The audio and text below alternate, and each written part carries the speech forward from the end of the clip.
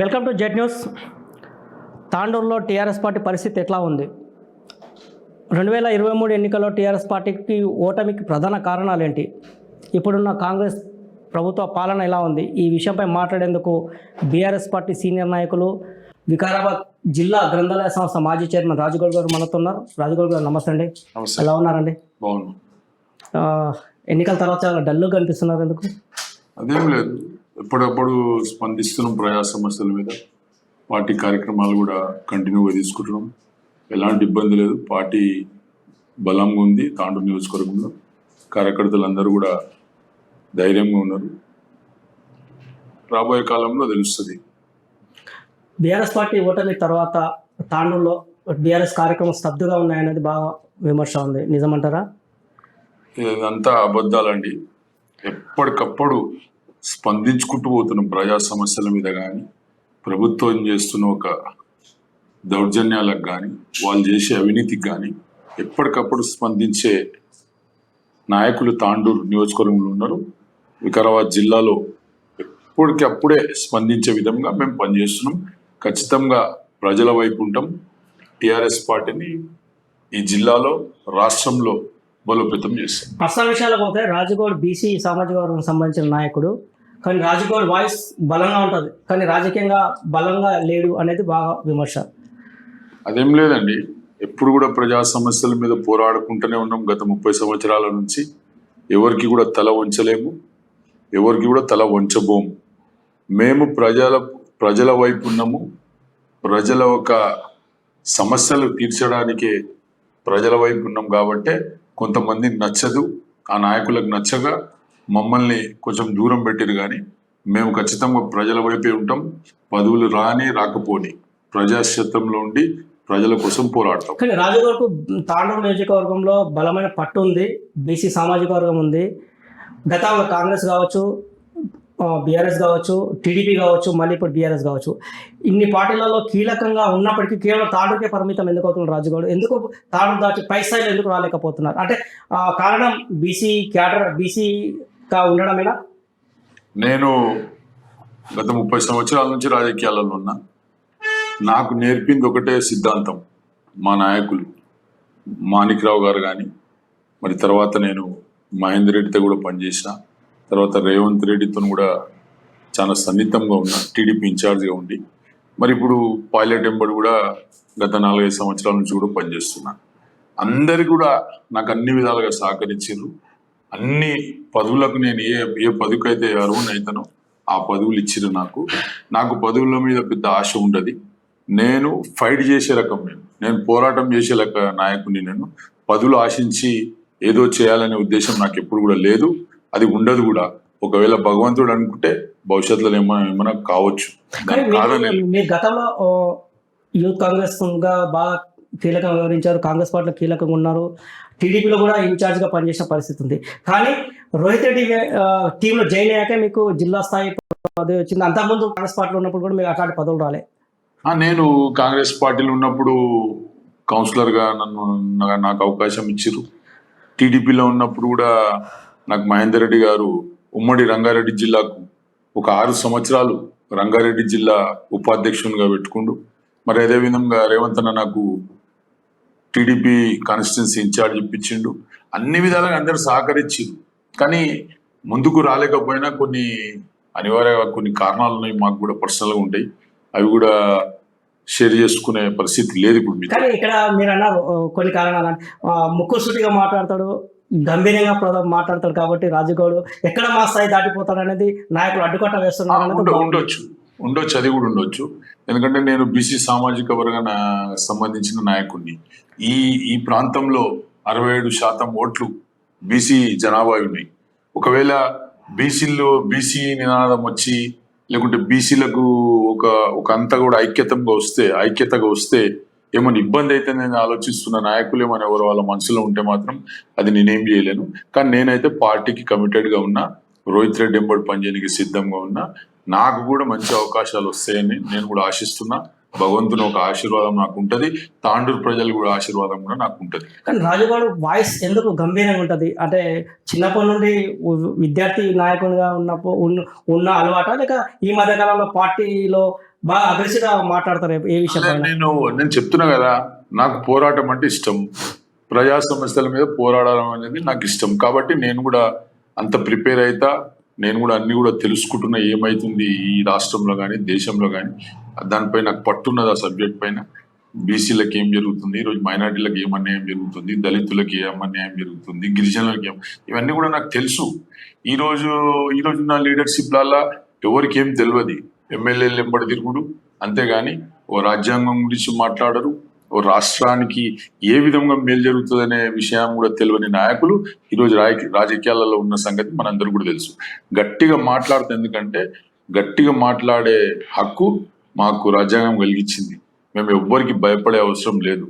మేము బడుగు బలహీన వర్గాల నుంచి వచ్చిన నాయకులు, ఎవ్వరికి భయపడే ప్రసక్తి ఉండదని చెప్పేసి కూడా మీ ద్వారా నా అనుచరులకు కానీ తాండూరు నియోజకవర్గ ప్రజలకు తెలియజేస్తారు. మీరు గతంలో మాణిక్యరావు, నారాయణరావు వాళ్ళ రాజకీయ ప్రాతినిధ్యంలో మీరున్నారు, మహేందర్ రెడ్డి పాలనలో మీరున్నారు, ఇప్పుడు రోహిత్ రెడ్డి పాలనలో ఉన్నారు. ఈ ఇళ్ళలో ఎవరు బెస్ట్ అనిపిస్తారు? నేను ఎప్పుడైనా ఎక్కడైనా ఒకటే మాట చెప్తా, నన్ను మాణిక్రావు రాజకీయాలకు చేతి పట్టుకొని తీసుకొని వచ్చింది. ఒక బలహీన వర్గాల జాతులకి వెళ్ళి నాయకులు తయారు కావాలనే ఉద్దేశంతో నేను తీసుకొచ్చిండు. ఆయనని స్ఫూర్తిగా తీసుకొని ఈ రోజు దాకా కూడా పనిచేస్తున్నాం. ఖచ్చితంగా బీసీలకు అండగా నిలబడతాం. దాంతోపాటు ఇప్పుడు మేము ఏదైతే 5 సంవత్సరాల నుంచి రోహిత్ రెడ్డి ఎంబడి ఉన్నామో, రోహిత్ రెడ్డికి కూడా ప్రతిదీ బీసీలకు సంబంధించిన విషయంలో రోహిత్ రెడ్డికి కూడా ప్రతిదీ ఒప్పించినాం. మీరు ఉదాహరణ తీసుకుంటే, ఒక టిఆర్ఎస్ పార్టీ నుంచి 8 మంది బీసీలకు, 8 మంది గౌడ్లకు టికెట్లు ఇప్పించినాం.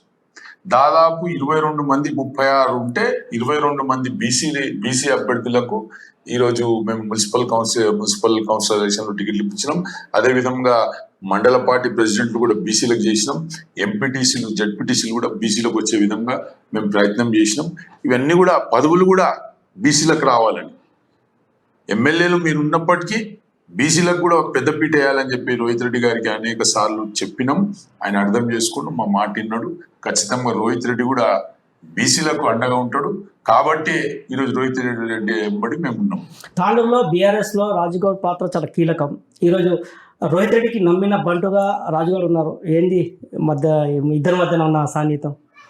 ఏం లేదు, యువకుడు, చదువుకున్నోడు, అన్ని విషయాలు తెలుసు. ఎక్కడ ఏం మాట్లాడాలి, ఎక్కడ వెళ్తే ఏం పని అవుతుంది, ఎక్కడికి వెళ్ళి ఫండ్స్ తీసుకురావాలి, ఎవరిని కన్విన్స్ చేయాలి, మంచి నాలెడ్జ్ ఉన్న పర్సన్ కాబట్టి ఆయన మాకు నచ్చిండు. ఆయన అభివృద్ధి చేస్తాడనే ఒక ఆశ ఉండే మాకు. ఖచ్చితంగా దాని ప్రకారమే ఆయన ఈ తాండూరుకి 100 కోట్ల రూపాయలు తెచ్చి అభివృద్ధి చేసిన సంగతి ప్రజలకు తెలిసిందే, అదేం దాగది. మీరు అన్నారు ఇంతకుముందు అభివృద్ధి రోహిత్ రెడ్డి డెవలప్మెంట్ విషయంలో 2018లో రోహిత్ రెడ్డి ఎమ్మెల్యే ఎన్నికైన తర్వాత, బీఆర్ఎస్ పార్టీలో చేరిన తర్వాత డెవలప్మెంట్ అనేది బాగా చలవిడిగా లక్షల కోట్లు, ఇక్కడ 1000 కోట్లు ఇక్కడ తీసుకొచ్చారు. దాదాపు 1650 కోట్లతో అభివృద్ధి చేసిన రోహిత్ రెడ్డి 2023 ఎన్నికల్లో ఓటమి అనేది ఊహించుకోలేదు. కానీ ఎందుకు ఓటమి పాలైన పరిస్థితి? ఓటమికి కర్నూలు సావుకి 100 కారణాలు, రోహిత్ రెడ్డి ఓటమికి కూడా 100 కారణాలు ఉన్నాయి. దాంట్లో ఒక 2 చెప్తా నేను. ఒకటి, ఈ రాష్ట్ర ముఖ్యమంత్రి ఎన్నికల్లో అబద్ధాల వాగ్దానాలు, 6 గ్యారంటీలు కానీ, 420 హామీలు కానీ, మరి అదేవిధంగా తాండూరులో ఒక ఫేక్ ప్రచారము ఎంటున్నోళ్ళే. రోహిత్ రెడ్డి ఎవరికైతే నమ్ముకున్నలో వాళ్ళే రోహిత్ రెడ్డిని మోసం చేసి నట్టేయడం ముంచిన సంగతి తెలుసు. సమయం వచ్చినప్పుడు చెప్తాం, సమయం కోసం వేచి చూస్తున్నాం. ఖచ్చితంగా ఎవరెవరైతే రోహిత్ రెడ్డిని మోసం చేసిర్రో వాళ్ళని వదిలిపెట్టే పరిస్థితి ఉండదు. ఎందుకంటే ఒక్క రోహిత్ రెడ్డి ఓడిపోతే రోహిత్ రెడ్డి ఓడిపోయినట్లు కాదు. 80,000 మంది రోహిత్ రెడ్డికి ఓటేసినాం, 80,000 మంది ఓడిపోయినాం. ఎవరి వలన ఓడిపోయినాం, ఎందుకు ఓడిపోయినాం అనేది ఇంకా సమీక్ష జరగలేదు. సమీక్ష జరిగినాక ఖచ్చితంగా వాళ్ళపై చర్యలు ఉంటాయి, దానికి ఎలాంటి సందేహం లేదు. పార్టీలో ఉన్న ద్రోహులు ఈరోజు మీరు చూసినట్లయితే, కవిత గారు ఈరోజు పార్టీకి వ్యతిరేకంగా మాట్లాడితే తీసి పారేసేది అక్కడ. అదే విధమైన చర్య తాండూరులో కూడా తీసుకుంటాం. తీసుకోని పరిస్థితిలో ఒకవేళ పార్టీ కానీ రోహిత్ రెడ్డి గారు కానీ ఉంటే మాత్రం దాని పరిణామాలు వేరే ఉంటాయి. కానీ 2023లో మీరు అన్నారు కొంతమంది నాయకులు ఎందుకు బీఆర్ఎస్ పార్టీ చేపట్టిన సర్వేలో కూడా రోహిత్ రెడ్డి గెలుస్తారన్నది ఒక సార్ రిపోర్ట్ వచ్చింది. 2023 ఎన్నికల్లో నాయకుల లోపేదమా లేక పార్టీ పైన వ్యతిరేకత లేక సీఎం పక్క కాన్స్టిట్యూన్స్ అని ఏమైనా ప్రభావం పడింది అంటారు ఇక్కడ? ఏం లేదండి, సీఎం ప్రభావం ఏం లేదు, సీఎం ప్రభావం లేదు దీంట్లో, కాంగ్రెస్ పార్టీ ప్రభావం ఏమీ లేదు. ఒకటి జూట హామీలు, ఆరు గ్యారెంటీలు, 420 హామీలు. రెండోది మా పార్టీలోనే మా ఒక అనుచరులు కానీ లేకుంటే పార్టీలో మేమే గొప్ప అనుకునే వ్యక్తులు రోహిత్ రెడ్డిని ముంచేసారు. ఇది ఒక్కటే కారణం దానికి ఓడిపోనికి. రోహిత్ రెడ్డి అభివృద్ధి చేయలేడని ఓడిపోలేడు, రోహిత్ రెడ్డి మంచోడు కాడని ఓడిపోలేడు. రోహిత్ రెడ్డికి అన్ని క్వాలిటీస్ ఉన్నాయి, అన్ని విధాలుగా ఆయన అందరినీ కూడా కలుపుకొని పోయే ఒక వ్యక్తి. ఆయనకి ఏ మతంతో, ఏ కులంతో, లేకుంటే ఏ వర్గంతో ఆయనకు విభేదాలు లేవు, లేకుంటే ఒకరు ఎక్కనా ఒకరు తక్కనా అని చూసుకోలేడు. ఖచ్చితంగా అందరినీ కలుపుకొని నా ప్రజలు, తాండూరు ప్రజలు, నేను తాండూరు బిడ్డని, నా ప్రజలను కలుపుకొని పోతే ఎంటున్న కొన్ని దుష్ట శక్తులు రోహిత్ రెడ్డిని మొత్తం డ్యామేజ్ చేసింది. ఆ డ్యామేజ్ ఏడైంది, ఎందుకు అయింది అనేది కూడా మాకు అన్ని కూడా దాని రిపోర్ట్స్ తెప్పించుకున్నాం. మేము ఖచ్చితంగా నిలదీస్తాం, ఖచ్చితంగా దోషులని బట్టబయలు చేసే వరకు వదలం. మీరు అన్నారు పార్టీకి సంబంధించిన నేతలు నమ్మకం చేస్తారు, మరి ఎందుకు ఆ మూమెంట్ పసిగట్టలేకపోయారు? మరి పసిగట్టినాము చెప్పినాము. నెక్ ఆఫ్ ది మూమెంట్ ఎవరైతే దొంగలు ఉన్నారో ఆ దొంగలను గుర్తుపట్టినాం. కానీ అయినా కానీ రోహిత్ రెడ్డికి ఏముందంటే ఇప్పుడు ఎందుకు అన్న చర్యలు ఇవి, ఈ చర్యలు ఇప్పుడు ఎందుకు, మనం ఎట్లా గెలుస్తున్నాము, మన కేసీఆర్ ఆశీర్వాదం ఉన్నది, తాండూరు ప్రజల ఆశీర్వాదం ఉన్నది, ఇప్పుడు ఎందుకు న్యూసెన్స్ చేద్దాం మనం, ఎలక్షన్ అయిపోయినాక అంటే రిజల్ట్ వచ్చినాక వాళ్ళ సంగతి చూద్దామని అన్న ఆయన వర్డ్స్ ఇవి నాకు చెప్పింది. నేను కూడా సరే అన్నా. కానీ ఈ రోజు దాకా ఆ సమీక్ష జరుపుతామంటే రోహిత్ రెడ్డి దొరుకుతలేడు నాకు. పార్టీ వాళ్ళు కూడా ఎప్పుడన్నా మాట్లాడుకుందామంటే అవకాశం దొరకలేదు. ఎన్నికల ఫలితాలు అయిన తర్వాత తాండూరు ప్రజలు ఒక మంచి నాయకుడిని మేము దూరం చేసుకోమన్నది సోషల్ మీడియా బాగా ప్రచారం జరుగుతుంది. రోహిత్ రెడ్డి లాంటి ఫ్యూచర్ ఉన్న నాయకుడిని మేము అనవసరంగా కొత్త అబద్ధాల ప్రచారాల్లో మోసపోయామనేది ఉంది, నిజమంటారు? అది 100% నిజమండి. ఈరోజు ప్రతి ఒక్కరు బాధపడుతున్నారు. ఒకటేమో కాంగ్రెస్ పార్టీ చేసిన మోసానికి బాధపడుతున్నారు, ఒకటేమో రోహిత్ రెడ్డిని ఓడగొట్టుకున్నామని ఒక బాధపడుతున్నారు. ఎందుకంటే రోహిత్ రెడ్డి ప్రతి ఒక్కరికండి, మీకు ఉదాహరణకు చెప్తా, తాండూరులో ఒక మైనారిటీ పిల్లగానికి కొంచెం క్యాన్సర్ అది వచ్చేస్తే with in 2 days 15 lakhs rupees LOC తీసుకొచ్చాం. నాకు తెలిసి ఈ రాష్ట్రంలోనే అంత పెద్ద ఎల్ఓసి కానీ అంత పెద్ద సీఎం రిలీఫ్ ఫండ్ కానీ ఎవరు కూడా ఇవ్వలేకుంటారు. అది నాకు ఉన్న సమాచారం.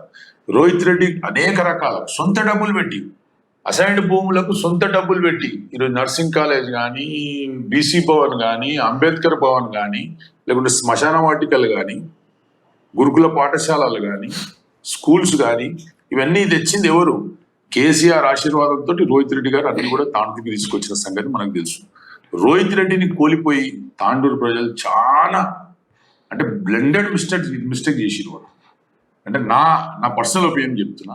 సరే, రాజకీయాల్లో కొంతమంది తెలుసో తెలియకనో ప్రజలు కొన్ని అబద్ధాల వాగ్దానాలు నమ్మి, కొన్ని అలిగేషన్స్ ను నమ్మి రోహిత్ రెడ్డిపై బురద తల్లి రోహిత్ రెడ్డికి ఓడిపోయినకి కారణమైనది. కానీ ఈ రోజు కూడా రోహిత్ రెడ్డి గారు అందరి గుండెల్లో ఉన్నాడు. ఖచ్చితంగా రోహిత్ రెడ్డి గారికి తాండూరు నుంచి మంచి భవిష్యత్తు ఉన్నది. మేమందరం కూడా అండగా నిలబడేటట్లు మేము కూడా అండగా నిలబడతాం, ఆయనకు అడ్డంగా నిలబడి ఆయనను కాపాడుకుంటాం, మరొకసారి గెలిపించుకుంటాం. కానీ ఇప్పుడున్న పరిస్థితుల నేపథ్యంలో ఓటమి తర్వాత బీఆర్ఎస్ పార్టీ తాండూరులో ముఖ్యంగా మండలాలు కావచ్చు, పట్టణం కావచ్చు, మెయిన్ లీడర్లు అందరూ కాంగ్రెస్ పార్టీకి వెళ్ళిన పరిస్థితి. ఇప్పుడు బీఆర్ఎస్ పార్టీ కేవలం క్యాడర్ ఉంది, నాయకులు లేరు. ఇప్పుడు సన్ఫ్లవర్ నాయకులు అనేటోళ్ళు ఉంటూనే ఉంటారు అన్ని పార్టీలలో. ఇప్పుడు టీఆర్ఎస్ నుంచి గెలిచిన 10 ఎమ్మెల్యేలే వెళ్ళిపోయారు. ఎమ్మెల్యేలకే బాధ్యత లేనప్పుడు, నైతిక విలువలు లేనప్పుడు ఈ చిన్న కార్యకర్తలు వ్యాపారాల కోసం మొరం కొట్టనికే, ఉసుక కొట్టనికే, బ్రోకరేజ్ చేయనికే పోయేటోళ్ళని మేము ఏం చేయలేము. వాళ్ళేం పెద్ద మాకు నష్టం చేయలేరు. వాళ్ళతో కాలేదు మాకు నష్టం చేయని. 2018 ఎన్నికల్లో రోహిత్ రెడ్డికి 72,000 ఓట్లు పడితే 2023కి వచ్చే వరకు రోహిత్ రెడ్డికి ఇంకా 8,000 ఓట్లు పెరిగినాయి. అంటే రోహిత్ రెడ్డి యొక్క ఫాలోయింగ్ పెరిగింది తప్ప తగ్గలేదు.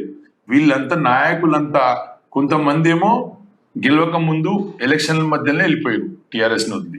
కొంతమంది ఏమో ఎలక్షన్ అయిపోయినా పోయింది.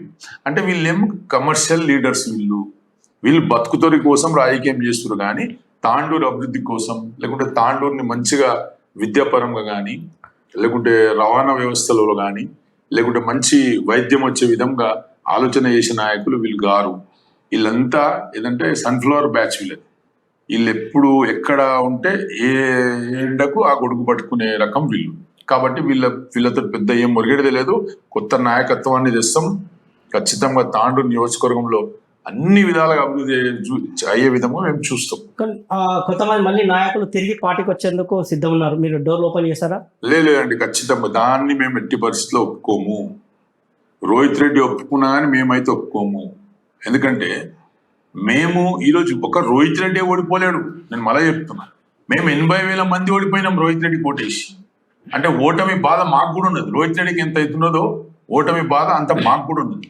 మా పార్టీ ఓడిపోయిందని మాకు కూడా ఉన్నది. అలాంటి వ్యక్తులకు తీసుకునే ప్రసక్తే లేదు. కొత్త నాయకులు ఎవరైనా వస్తే వాళ్ళందరినీ కూడా జాయిన్ చేసుకుంటాం. యువరక్తం పార్టీలు ఎవరైనా వస్తే, లేకుంటే యువకులు కానీ, లేకుంటే లేడీస్ కానీ, ఇంకా పెద్ద మేధావులు ఇంటలెక్చువల్స్ ఎవరైనా వస్తే వాళ్ళకి ఖచ్చితంగా స్వాగతం చెప్తాం. కానీ ఈ ద్రోహులకు మాత్రం పార్టీలో తీసుకురా. దానికి నేనైతే తీవ్రంగా ఖండిస్తా. ఇంకా ఉన్న ద్రోహులకు అందరికీ కూడా సాగనంపే కార్యక్రమం కూడా చేస్తాం. ఎన్నికల తర్వాత ఓటమి మీరు అన్నట్టు రోహిత్ రెడ్డి ఓటమి తర్వాత ఆయన కూడా కొంత తాండూరు ప్రజలను ఓడించారని ఒక బాధ ఉన్నప్పటికీ తాండూరుకి ఎందుకు ఆయన టైం ఇవ్వలేకపోతుండు? ఇవ్వండి, ఇప్పుడు కాంగ్రెస్ పార్టీ అధికారంలోకి వచ్చి 2 సంవత్సరాలు అవుతుంది. ప్రజలు కూడా తెలుసుకున్నాలే కదా ఎంత తప్పు చేసినాం, మేము కాంగ్రెస్ పార్టీకి ఓటేసి ఎంత తప్పు చేసినాము అనేది ప్రజలకు కూడా అర్థం కావాలి. రోహిత్ రెడ్డి ఎందుకు రాలేడు తాండూరుకి? రెగ్యులర్ వస్తూనే ఉన్నాడు. ఈ 2-3 మంత్స్ నుంచి అమెరికాలో ఉన్నాడు కాబట్టి ఆయన రాలేకపోయాడు. ఖచ్చితంగా వస్తాడు. ఆయన లేనిది కాదు. ఆయనతోటే అందరం కలిసి నడవాల్సింది. ఏదో ఆయన లేడు, ఆయన ఎక్కడో పోయిండు, ఆయన రాడు అంటే అవన్నీ గ్లోబస్ మాటలు. అవన్నీ వాళ్ళు సంతోషపడతారు. పైచాచిక ఆనందం అనమాట. అరే రోహిత్ రెడ్డి రాడేమో అని.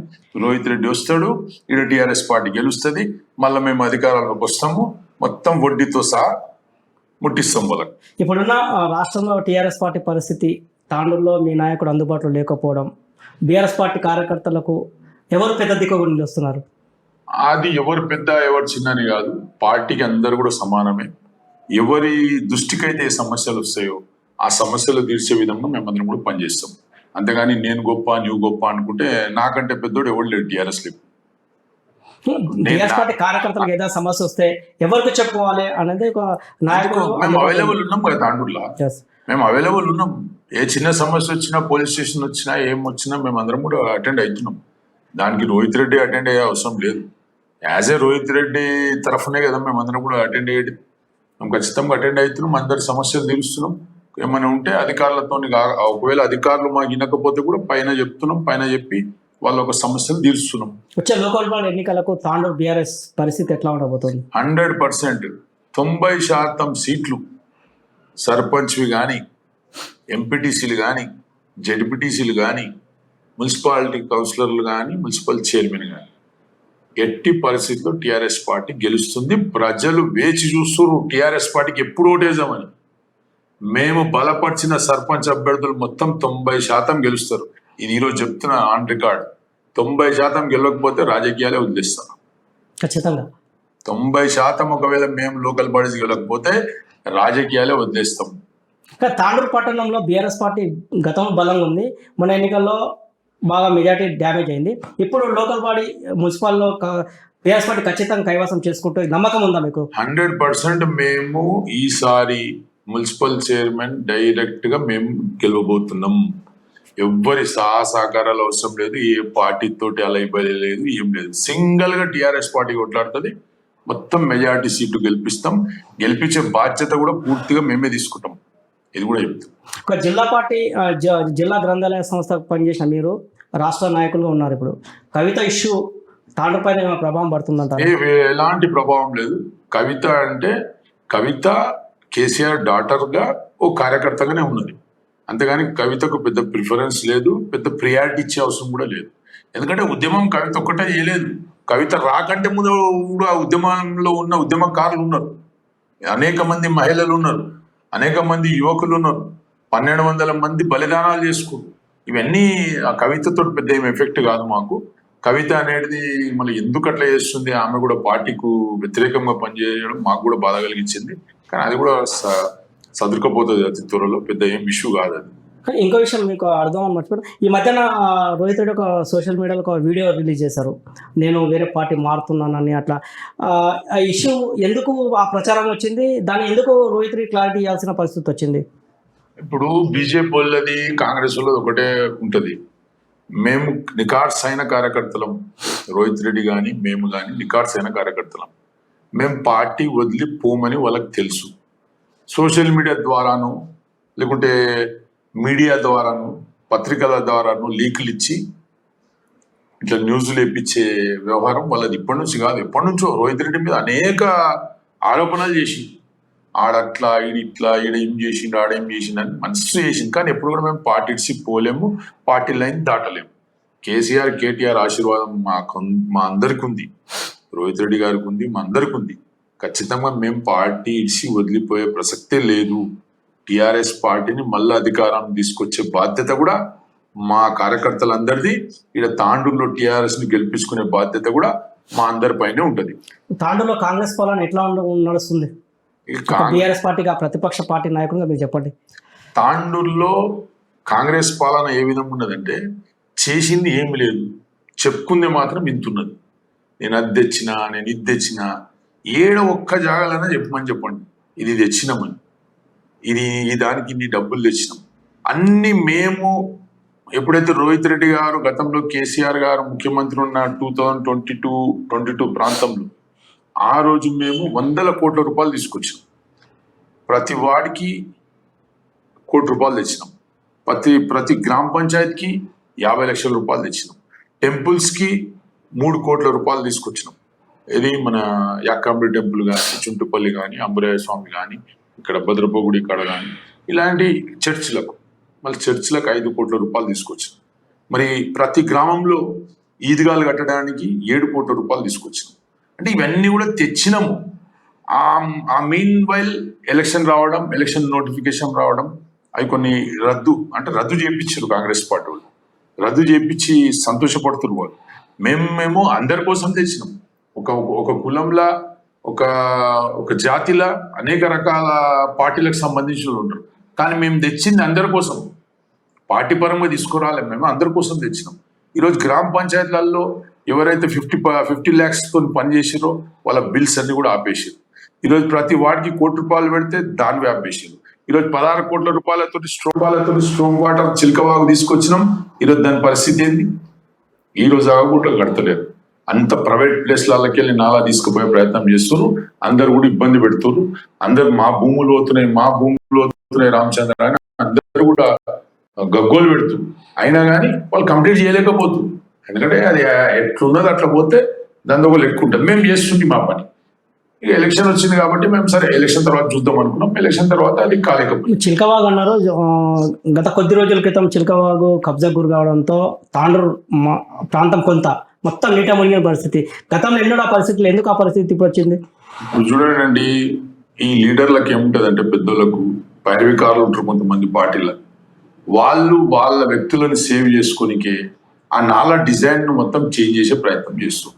మేము డే 1 నుంచి చెప్తున్నాం, మేము తెచ్చిన 16 కోట్లు స్ట్రాంగ్ వాటర్ ఏదైతే ఉన్నదో దానికి సంబంధించిన 51 ఫీట్లు 16.3 meters దాని ఒక వెడ్త్ దాన్ని మీరు ఎమ్మెల్యే గారు ఎందుకు తగ్గించారు?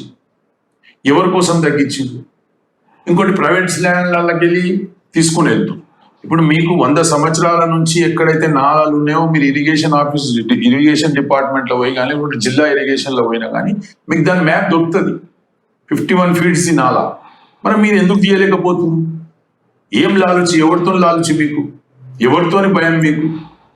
ఈరోజు ఒకవేళ మీరు భారీ వర్షాలు పడి రేపు పిల్లలకి ఏమన్నా, మహిళలకి ఏమన్నా అయిందనుకోండి, ఎవరు బాధ్యత అప్పుడు? మొన్ననే చూసాం మనం, పాములు, తేళ్లు అన్ని కూడా ఇంట్లోకి వచ్చేసినాయి మన కొంత వర్షంకి. ఇది ఎప్పటికైనా తాండూరుకి ఫ్యూచర్లో అయినా కానీ కూడా ఇది ప్రమాదకరం. దయచేసి ఎమ్మెల్యే గారు మీరు ట్రాన్స్పరెంట్గా ఆ చిల్కవాగు పని చేపియండి. లేని పక్షాన మీరు తాండూరు ప్రజలకు మోసం చేసిన వాళ్ళు అవుతారు. నేను మీరు రియల్ ఎస్టేట్లకు భయపడి లేకుంటే రియల్ ఎస్టేట్ దందా చేసేటోళ్లకు ఆలోచన చేసి బీద ప్రజల ప్రైవేట్ ల్యాండ్లకు వెళ్ళి మీరు నాలా తీసుకెళ్తామంటే అది మంచి పద్ధతి కాదు. భవిష్యత్తులో మేము కూడా దానికి అడ్డుకుంటాం. మీరు కరెక్ట్ ఒకవేళ చేయకపోతాం మాత్రం ఖచ్చితంగా. గతంలో బీఆర్ఎస్ ప్రభుత్వం చేసిన కొన్ని తప్పిదాల వల్లనే ఈ రోజు ఆ సమస్య వచ్చిందని కాంగ్రెస్ నేతలు ఆరోపించారు. అబద్ధం అండి. మేము డబ్బులు తెచ్చి ఇనాగ్రేషన్ చేసినాం అంతే. మేము పనులు మొదలు పెట్టలేము. మేము పనులు మీరు మొదలు పెట్టారు కదా, మీ గవర్నమెంట్ వచ్చినాక మీరు మొదలు పెట్టారు కదా. అవే 16 కోట్లు మేము తెచ్చినాయి. మీరు తెచ్చింది ఏం కాదు, మేము తెచ్చినాయి పైసలు. అదే 16 కోట్లతో మీకు పని చేయమంటున్నాం. రేపు మేము వస్తే మేము చేసి చూపిస్తాం. మేము ఆపలేము. ఆ రోజు మేము చేసి చూపిస్తాం. రేపు పని అది ఖచ్చితంగా మేము చేసి చూపిస్తాం. దాంట్లో ఎవరెవరు ఉన్నారో అన్నీ కూడా మాకు తెలుసు. ఏ నాయకుడు మనోహర్ రెడ్డికి మేనేజ్ చేస్తుండు, లేకుంటే మనోహర్ రెడ్డి వాళ్ళ మాట వింటుండు, అవన్నీ కూడా మాకు తెలుసు. సమయం వచ్చినప్పుడు చెప్తాం. అదే ప్రాంతంలో నిలబడి మైక్ పట్టుకొని చెప్తాం. కాంగ్రెస్ పార్టీ పథకాలపై మీ అభిప్రాయం? Utter flop Congress party, utter flop. వీళ్ళ పథకాలు అట్టర్ ఫ్లాప్ అంటే వాళ్ళు బ్రహ్మాండంగా పథకాలు సాగుతున్నాయి. 6 గ్యారంటీలు అమలు అవుతున్నాయి. ప్రజలకు ఇచ్చిన హామీలన్నీ చేస్తున్నాం. 6 గ్యారంటీల మీరు ఈరోజు మహాలక్ష్మి పథకం ఎవరికైనా ఒక ఆడమకని వచ్చిందా? 2500 రూపాయలు. లేకుంటే పెన్షన్ ఎవరికైనా 4000 రూపాయలు పడ్డదా? లేకుంటే ఎవరికైనా వికలాంగులకు 6000 రూపాయల పెన్షన్ పడ్డదా? లేకుంటే ఎవరికైనా కరెంటు ఫ్రీ అన్న కరెంటు ఫ్రీ వస్తుందా? ఎవరు గ్యాస్ సిలిండర్ అంటారు, గ్యాస్ సిలిండర్ వస్తుందా? ఇవన్నీ వాళ్ళు అన్ని చెప్పే అబద్ధాలు.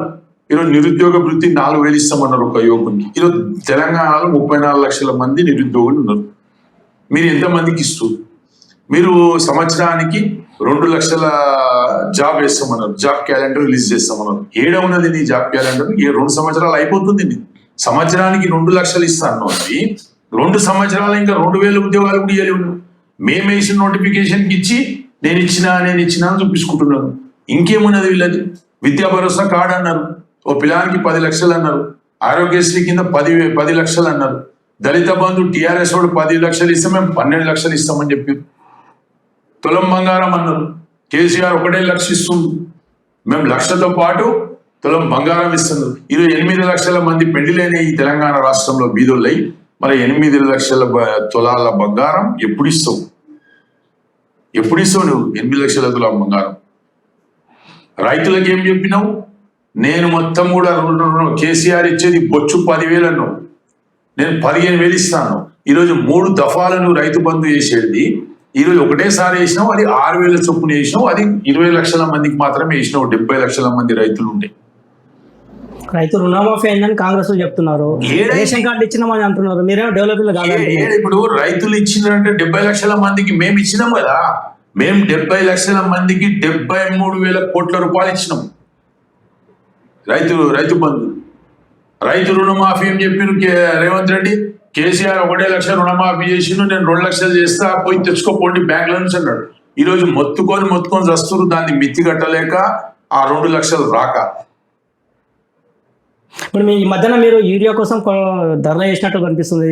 2 రోజుల క్రితం ఏదో యూరియా కష్టాలు ఏమైనా ఉన్నాయా తాండూరులో? అండ్ ఈయనే కాదండి, మొత్తం తెలంగాణ రాష్ట్రంలో యూరియా కోసము ఒక పాట ఉంటుంది రేవంత్ రెడ్డిది. ఆనాటి రోజులు మళ్ళీ వస్తాయని అన్నాడు. వచ్చినాయి ఈ రోజులు. ఆనాటి రోజులు ఏవైతే చెప్పులు లైన్లో పెట్టినామో, ఏదైతే పడుకున్నామో, లేకుంటే ఆధార్ కార్డు పెట్టినామో, లేకుంటే పోలీసులతో దెబ్బలు తినున్నాం, ఆనాటి రోజులు మాత్రం అయితే తెచ్చింది రేవంత్ అన్న.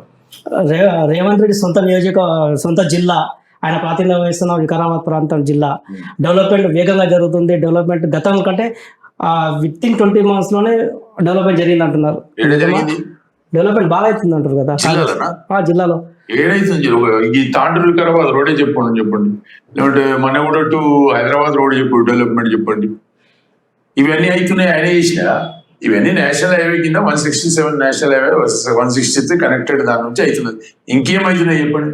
బాబునగర్ నుండి చెంచోలి దాకా 4 lanes హైవే. ఎక్కడండి అది? నేషనల్ హైవే, అది నేషనల్ హైవే. మనకెళ్ళి టు మహబూబ్ నగర్. ప్రభుత్వం చేయట్లేదు అంటారా మీరు?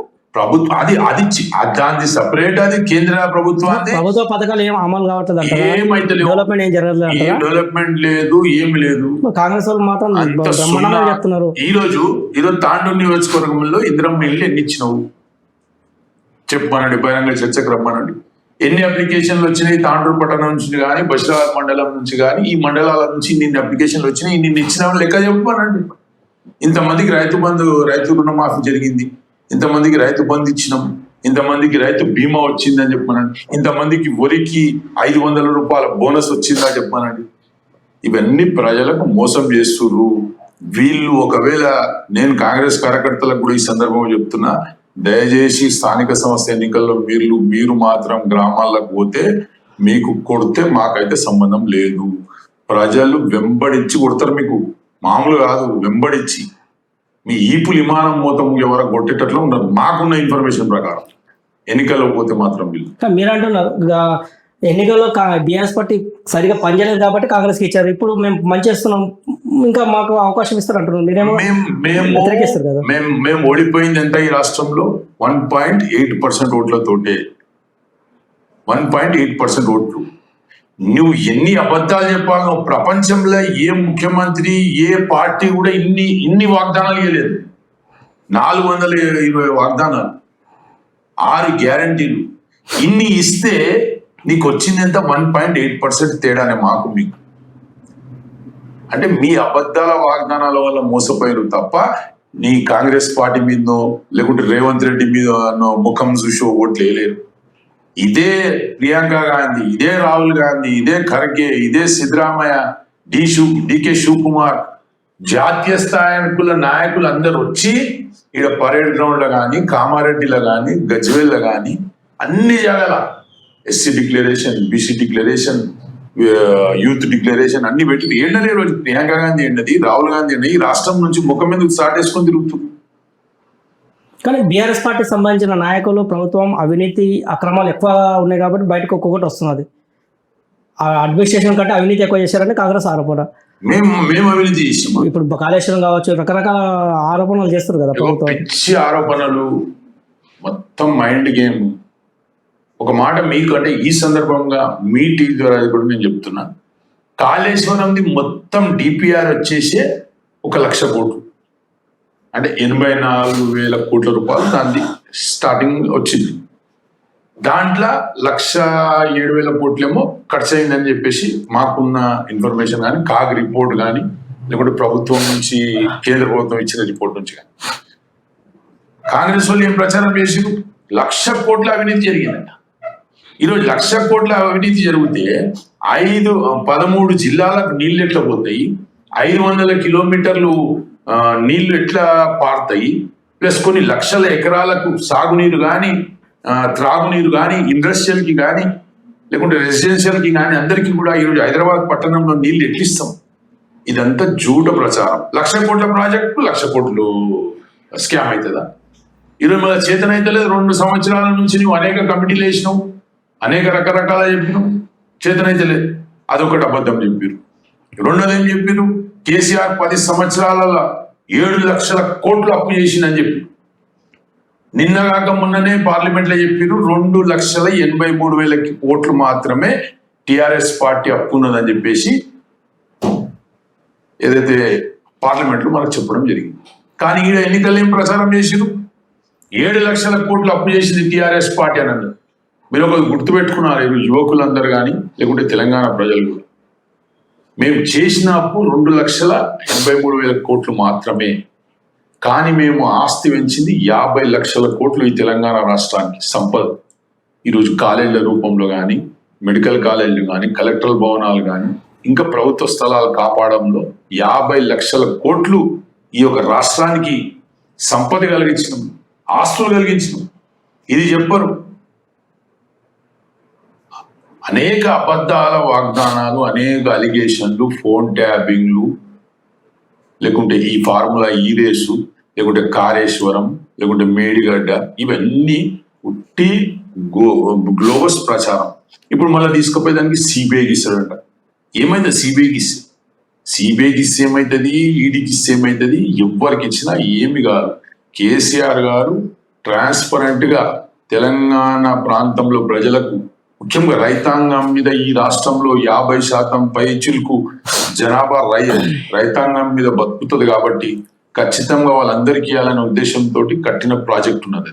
ఆ ప్రాజెక్టును బద్నాం చేస్తూ మాకున్న ఇన్ఫర్మేషన్ ఏమున్నదంటే ఎలక్షన్ ముందు దానికి పేల్చడానికి కూడా ప్రయత్నం చేసిరు కాంగ్రెస్ పార్టీలని మాకు కూడా ఉన్న ఇన్ఫర్మేషన్. ఎంక్వైరీలు అన్ని కూడా వెళ్తాయి, ఎవరు పేల్చడానికి చూసిరు, ఎవరు పరగొట్టడానికి చూసిరు, అవన్నీ కూడా ఉన్నాయి, వాస్తవాలన్నీ కూడా వస్తాయి బయటికి. కానీ బీఆర్ఎస్ పార్టీ కొన్ని చేసిన తప్పిదాలను కప్పిపుచ్చుకోవడానికి బురదజల రాజకీయాలు చేస్తుంది అన్నది కాంగ్రెస్ నాయకుల ఆరోపణ. బీఆర్ఎస్ పార్టీ తప్పిదాలు చేసే ప్రసక్తే లేదండి. నిఖార్స్ అయిన కార్యకర్తలు, కేసీఆర్ గారి ఒక కమిట్మెంట్ 2001 నుంచి 2014 వరకు సుదీర్ఘ పోరాటం చేసి అనేక అవమానాలు బట్టి అనేక ఇబ్బందులు పడ్డా కానీ కూడా పట్టు వదలలేడు మా కేసీఆర్. పట్టు వదలకుండా తెలంగాణ సాధించుకొని 10 సంవత్సరాలలో తెలంగాణ ఎట్లుంటే మీకు తెలుసు. ఈ 2 సంవత్సరాల్లో తెలంగాణ ఎట్లయింది కూడా మీకు తెలుసు. కానీ మేము అవినీతికి పాల్పడలేం. మీకు ఒకవేళ మీదంతా ఏజెన్సీలు ఉన్నాయి కదా, ఇప్పుడు కాంగ్రెస్ బీజేపీ ములాఖాత్ అయి నడుస్తున్నాయి కదా పార్టీలు, కాంగ్రెస్ బీజేపీ ములాఖాత్ ఉన్నాయి కదా ఈ రాష్ట్రంలో, పెట్టండి మీ ఏజెన్సీలకు పెట్టి తెచ్చి కమిషన్ లేయండి, ఎంక్వైరీ లేయండి. కాంగ్రెస్ బీజేపీ బీఆర్ఎస్ ములాఖాత్ అని అంటారు. అబద్ధం అండి. మీకు ఓపెన్ గా తెలిసిపోతుంది ఏడేడ ఏమేమైంది అనేది. మొత్తం ఉన్నది అది. ఈ రాష్ట్రంలో 8 ఎమ్మెల్యేలు బీజేపీ వాళ్ళు ఏంటంటే గెలిచి రాల, ముఖాలకు చూసి వాళ్ళు మొత్తం కాంగ్రెస్ పార్టీ సపోర్ట్ తోటి బీజేపీ కాంగ్రెస్ ఇద్దరు కలిసి టిఆర్ఎస్ ను ఎట్టి పరిస్థితిలో రానియరాదనే కుట్ర ఎమ్మెల్యే ఎలక్షన్ లో జరిగింది, తర్వాత ఎంపీ ఎలక్షన్లలో జరిగింది. తర్వాత ఇప్పుడేం జరుగుతుందంటే ఈ తెలంగాణలో బీఆర్ఎస్ పార్టీ ఉండరాదు. ఎందుకంటే తెలంగాణలో బీఆర్ఎస్ పార్టీ 4 కోట్ల ప్రజల గుండెల్లో ఉన్న పార్టీ. ఈ పార్టీని తీసి పాడేయాలంటే అంత ఈజీగా కాదు. వాళ్ళు ఏదో పిచ్చి ప్రయత్నం చేస్తున్నారు బీజేపీ వాళ్ళు, కాంగ్రెస్ వాళ్ళు. వాళ్ళు అనుకున్న ఏవి కూడా కావు. తెలంగాణ రాష్ట్రంలో ఒకటి క్లియర్ అయిపోయింది. తెలంగాణ రాష్ట్రంలో తెలంగాణలో ఉన్న ప్రజలు 4 కోట్ల ప్రజలందరూ డిసైడ్ అయిపోయారు. ఈ రాష్ట్రంలో కేసీఆర్ ఉంటేనే, టిఆర్ఎస్ ఉంటేనే మన రాష్ట్రం అభివృద్ధి చెందుతుందని నిర్ణయానికి వచ్చేసిండ్రు. మీరు రేపు అసెంబ్లీ ఎన్నికలు పెట్టండి, 100 సీట్లు టిఆర్ఎస్ పార్టీ దాటకపోతే చూడండి. ఆ విధమైన కోపంతో, ఆక్రోశంతో ఈరోజు ప్రజలున్నారు. మేము మా పార్టీ వాళ్ళు అంటలేము, ప్రజలు ఉన్నారు. ఈరోజు మీకు ఓడగొట్టడానికి ప్రజలే సిద్ధంగా ఉన్నారు. మేము ఓడగొట్టాలి, మేము చెప్తే ఇనుమని అనే పరిస్థితి లేదు. వాళ్ళే ఉంటే చెప్తున్నారు మాకు, అరే మీరు మంచి పని చేయండి, గట్టి పని చేయండి అని. ఇక్కడ తాడలో కూడా సేమ్ ఇదే రిపీట్ అవుతుందని తెలుస్తుంది. బీజేపీ కాంగ్రెస్ గతంలో 2023 ఎన్నికలు అలాగే పనిచేశారు ఇంటర్నల్ గా.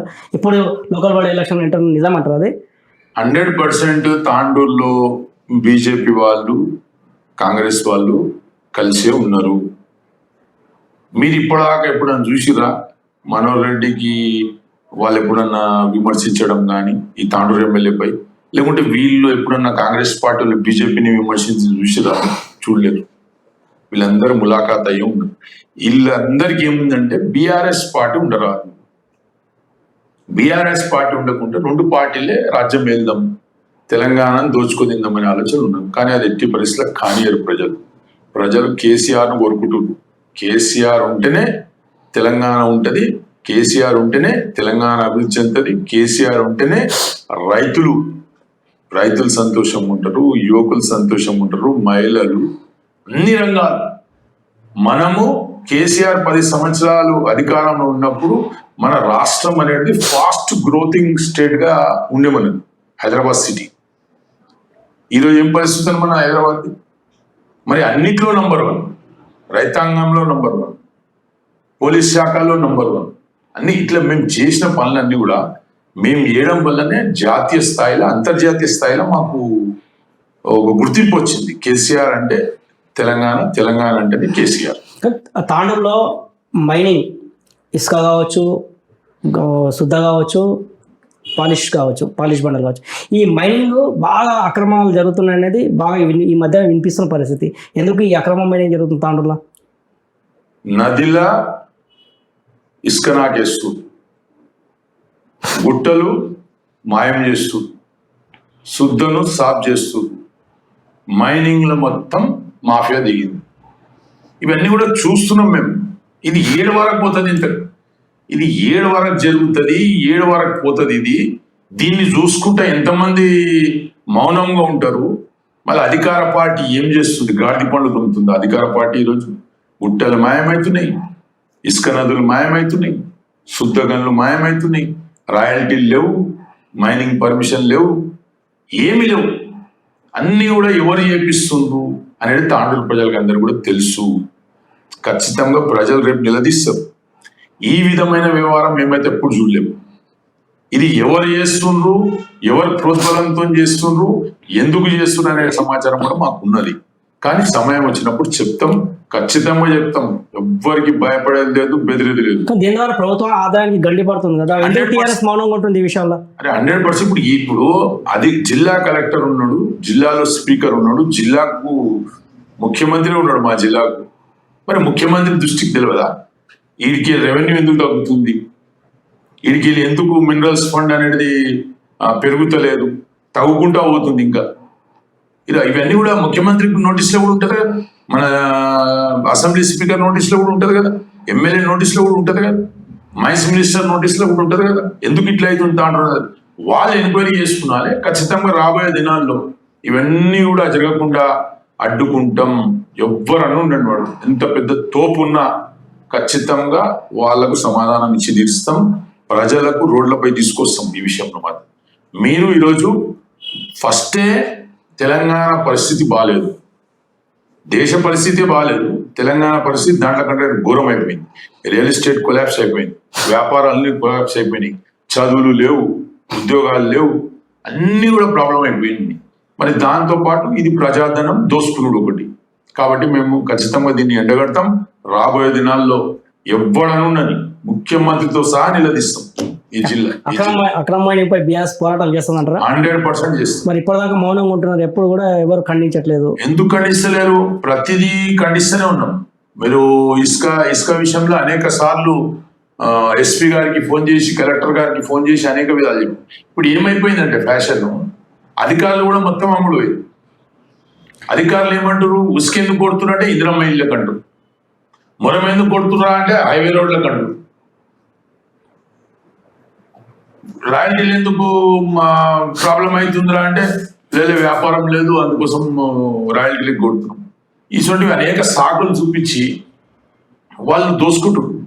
రాబోయే దినాల్లో అవన్నీ కూడా బయట. మైనింగ్ ఇంకా ఎవరు ఉన్నారు అనుకోవచ్చు మనం? కాంగ్రెస్ లీడర్లే ఉన్నారు, ఇంకెవరున్నారు? కాంగ్రెస్ ముఖ్య నాయకులే ఉన్నారు. పేరు చెప్పరాదు నేను. కాంగ్రెస్ కు మొత్తం నడిపించే కాంగ్రెస్ కోర్ కమిటీ ఏదైతే ఉంటుందో 4-5 మంది కోటరీ ఉన్నది కదా, వాళ్ళే ఉన్నారు దీంట్లో. వాళ్ళ ప్రోద్బలంతో ఇవన్నీ కూడా నడుస్తున్న సంగతి మనందరికీ తెలుసు. ఇది చిన్న పిల్లని కడుతుడు చెప్తాడు, 10వ క్లాస్ పిల్లని. రాజు చివరిగా చెప్పండి, బీఆర్ఎస్ పార్టీ కావచ్చు, బీఆర్ఎస్ పార్టీ నాయకులు కావచ్చు, కార్యకర్తలు కావచ్చు, ఇప్పుడున్న బీఆర్ఎస్ పార్టీ పరిస్థితి కావచ్చు, మీరు తాండూరులో కీలకంగా ఉన్నారు. రోహిత్ రెడ్డి తర్వాత ఎవరంటే రాజుగౌడ్ పేరు వినిపిస్తారు. ఇటువంటి సమయంలో బీఆర్ఎస్ పార్టీ కార్యకర్తల నాయకులు ఎట్లాంటి సూచనలు చేస్తున్నారు? బీఆర్ఎస్ పార్టీ కార్యకర్తలకు కానీ, తాండూరు నియోజకవర్గంలో ఉన్న సీనియర్ నాయకులు, యువ నాయకులకు, మహిళా నాయకులందరికీ కూడా నా యొక్క రిక్వెస్ట్, మనకు మంచి భవిష్యత్తు ఉన్నది, టిఆర్ఎస్ పార్టీకి మంచి భవిష్యత్తు ఉన్నది, రోహిత్ రెడ్డికి మంచి భవిష్యత్తు ఉన్నది, మాకు కూడా మంచి భవిష్యత్తు ఉంటుంది. మీరందరూ కూడా పార్టీకి గట్టిగా పనిచేయండి. గ్రామాల్లో జరుగుతున్న అవినీతి అక్రమాలను వెంబడే వ్యతిరేకించండి, పోరాడండి, వాళ్ళకి సమాధానాలు ఇవ్వండి, రైతులకు అండగా నిలవడండి, మహిళలకు అండగా నిలవడండి, విద్యార్థులకు అండగా నిలవడండి. ప్రతి ఒక్క సామాజిక వర్గానికి అందరికీ కూడా అండగా నిలిచి పార్టీని బలోపేతం చేసుకునే విధంగా మీరందరూ కూడా ప్రయత్నం చేయండి.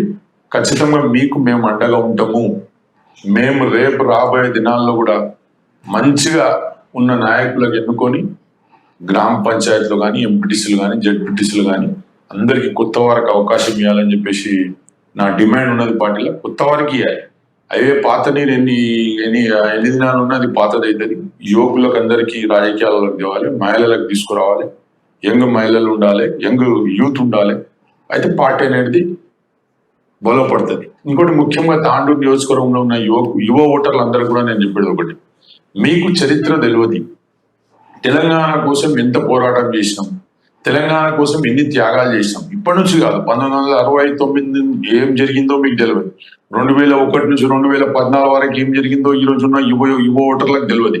దయచేసి మీరందరూ కూడా తెలుసుకోండి, చరిత్రని తెలుసుకొని మీరందరు యువకులందరూ కూడా బీఆర్ఎస్ వైపు ఉండండి. బీఆర్ఎస్ కు మీ ఒక ఆశీర్వాదం ఇవ్వండి. ఖచ్చితంగా తాండూరు నియోజకవర్గంలో మనం గెలుస్తున్నాం. రాబోయే ఎన్నికల్లో రాష్ట్రంలో కూడా థంపింగ్ మెజారిటీ తోటి మళ్ళీ మన ప్రభుత్వం వస్తుంది. మళ్ళీ మన ప్రభుత్వం వచ్చినాక ఈ తెలంగాణకు అంతా కూడా బంగారు తెలంగాణ చేసే విధంగా మనం అందరం కూడా ప్రయత్నం చేద్దామని చెప్పి తెలియజేస్తున్నాం. థ్యాంక్ యూ అండి రాజగౌడ్ గారు. ఇదే రాజగౌడ్ గారు చెప్తున్నది. వచ్చే ఎన్నికల్లో తాండూరులో బీఆర్ఎస్ పార్టీ ఘన విజయం సాధిస్తుంది. ఎవరైతే పాత నమ్మకద్రోహం చేసిన నాయకులకు కూడా తగిన రీతిలో బుద్ధి చెప్తాం. ఖచ్చితంగా వచ్చే స్థానిక సంస్థల ఎన్నికల్లో బీఆర్ఎస్ పార్టీ 90% గెలవబోతామని ఆయన ఛాలెంజ్ కూడా విసిరిస్తున్న పరిస్థితి కనిపిస్తుంది. ఇది ఇవాళ స్పెషల్ ఇంటర్వ్యూ. మరొక ఇంటర్వ్యూ మళ్ళీ కలుద్దాం. అంతవరకు సెలవు. నమస్కారం.